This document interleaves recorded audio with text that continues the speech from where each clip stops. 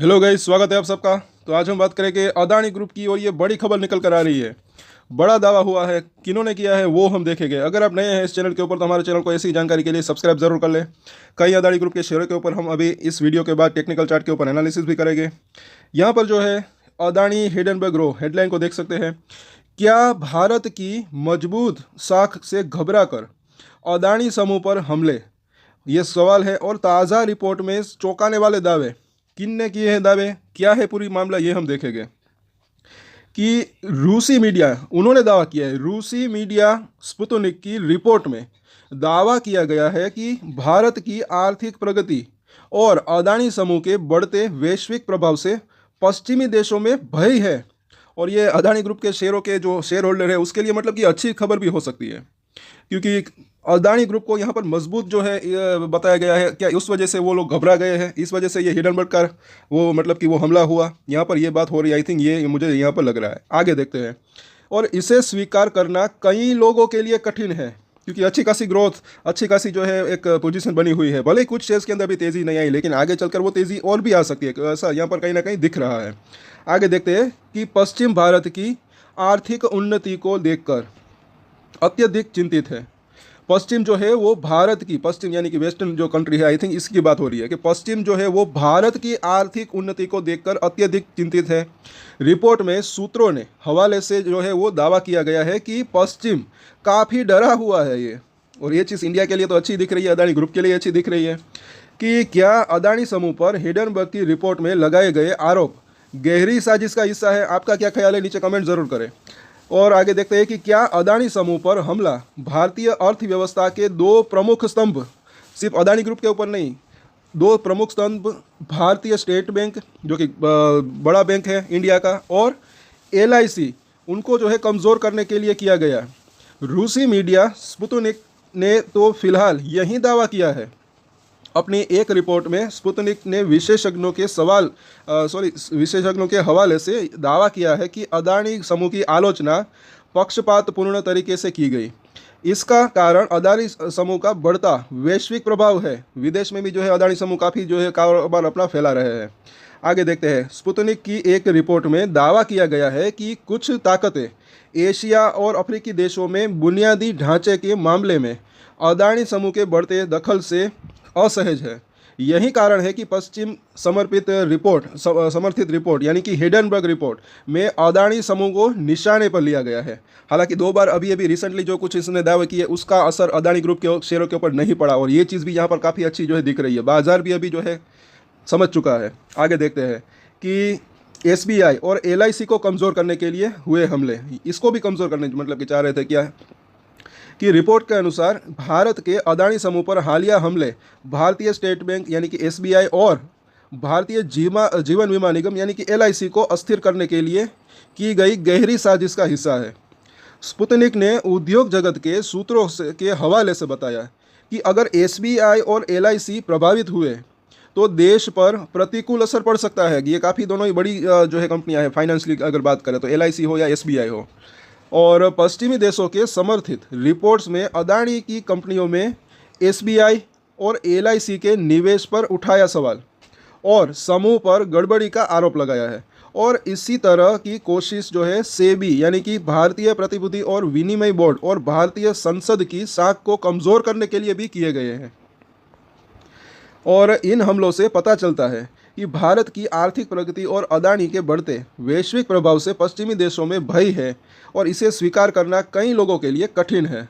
पश्चिम जो है वो भारत की आर्थिक उन्नति को देखकर अत्यधिक चिंतित है। रिपोर्ट में सूत्रों ने हवाले से दावा किया है कि पश्चिम काफ़ी डरा हुआ है। और रूसी मीडिया की रिपोर्ट के अनुसार अदानी समूह का दृष्टिकोण भारत सरकार की नीतियों के अनुरूप है। इस वजह से हमने देखा है, कई बार बात भी हुई है, ये मामला मोदानी घोटाला, ये घोटाला। हालांकि देखिए, कई बार मैंने भी ये भी कहा है कि हमारी सरकार गवर्नमेंट की अगर बात करें तो उसका जो है इंफ्रास्ट्रक्चर के ऊपर फोकस है और ग्रीन एनर्जी के ऊपर ज़्यादातर फोकस है। और अदानी जी का बिजनेस जो है वो भी इंफ्रास्ट्रक्चर और ग्रीन एनर्जी के अंदर ज़्यादा है। इस वजह से जो है कहीं ना कहीं ऐसा लग रहा है कि सरकार जो है इन बिजनेस को सपोर्ट करती है, और सिर्फ अदानी ग्रुप के नहीं दूसरे बिजनेस को भी जो है फ़ायदा हो सकता है। लेकिन वो जो है मतलब कि ऐसा लग रहा है कि कहीं ना कहीं मामले को कुछ और रूप मतलब कि देना चाहते हैं जो इनका विरोधी है। कई बार हमने बात की है, कुछ आरोप भी लगाते रहते हैं। आगे देखते हैं की नीतियों के अनुरूप है और देश की सबसे बड़ी बुनियादी ढांचा कंपनियों में से एक होने के नाते ये राज्य समर्थित ऋणों पर बहुत अधिक निर्भर है। समूह ने ये ऋण जो है पहले ही एसबीआई और एलआईसी से ले रखा है। सूत्रों के अनुसार हिडनबर्ग के खुलासे और उसके बाद एसबीआई सहित इन संस्थाओं की ओर से अदानी को दिए गए ऋण उनके ऋण पोर्टफोलियो के सिर्फ 1% से भी कम थे। और आगे देखें तो अदानी समूह ने आरोपों के बावजूद की रिकवरी, और ये चीज़ यहाँ पर काफ़ी स्ट्रॉन्ग दिख रही है। भले ही कुछ शेयर्स के अंदर तेजी नहीं आई, लेकिन कुछ शेयर के अंदर तो अच्छी खासी तेजी आई, ये भी हमने देखा है। जैसे अदानी ग्रीन एनर्जी हो, Adani power, Adani ports, Adani enterprise, अच्छी खासी रिकवरी नीचे से जो है कर ली। के रिपोर्ट में सूत्रों के हवाले से बताया गया कि हिडनबर्ग रिपोर्ट के बाद अदानी में निवेश से एसबीआई का कुल लाभ जो है 10 अरब डॉलर से घटकर 6.7 अरब डॉलर रह गया और समूह में एसबीआई का कुल निवेश 3.33 बिलियन डॉलर था। इस तरह अदानी समूह को निशाने पर लिए जाने के बावजूद एसबीआई को 2 गुने से अधिक का फायदा हुआ, फिर भी फायदा हुआ। स्पुतनिक की रिपोर्ट में कहा गया है कि हिडनबर्ग के आरोपों के बावजूद अदानी समूह की रिकवरी का श्रेय इसके मजबूत बुनियादी ढांचे और सुव्यवस्थित परिचालन को जाता है। ये भी मैंने कई बार बोला है कि इसके बिजनेस को देख सकते हैं। बिजनेस के अंदर तो कोई प्रॉब्लम नहीं है, आरोप लगाते रहते हैं ये हुआ वो हुआ, लेकिन बिजनेस अगर देखें अदानी ग्रुप की 11 कंपनियां तो अच्छा खासा दिख रहा है। जिसके अंदर तेज़ी नहीं आई उसके अंदर भी आगे चलकर जो है फ्यूचर के अंदर तेज़ी आने की संभावना रह सकती है। आगे देखते हैं कि अदानी समूह पर साजिश के तहत लगाए गए आरोपों से कोई फर्क नहीं पड़ा है।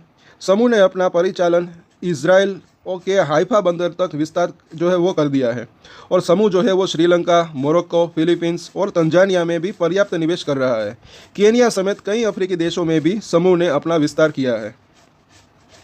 स्पुतनिक ने अपनी रिपोर्ट में विवेकानंद इंटरनेशनल फाउंडेशन के प्रतिष्ठित फेलो राजदूत अनिल त्रिगुणायत के हवाले से कहा कि ये हमले ध्यान भटकाने वाले गलत सूचना से प्रेरित या भारत विरोधी पूर्वाग्रह से ग्रसित हो सकते हैं और उन्होंने कहा कि पश्चिमी मीडिया अदानी समूह की कड़ी आलोचना करता है क्योंकि समूह ने वैश्विक स्तर पर अपनी पेठ बनाई है और आप सबको पता होगा कि वो सबसे बड़ा रिन्यूएबल पार्क बना रहे हैं और ये जो पूरे दुनिया के अंदर सबसे बड़ा रिन्यूएबल पार्क, ये भी काफ़ी बढ़िया बात जो है एक इंडिया के लिए एक प्राउड जो है बात हो सकती है। आगे देखते हैं कि जल्द ही ये समूह $1 ट्रिलियन का मूल्यांकन हासिल कर सकता है। $1 ट्रिलियन बड़ी रकम है, इतनी मतलब कि शायद पूरे ग्रुप की अगर देखें तो मार्केट कैप हो सकती है।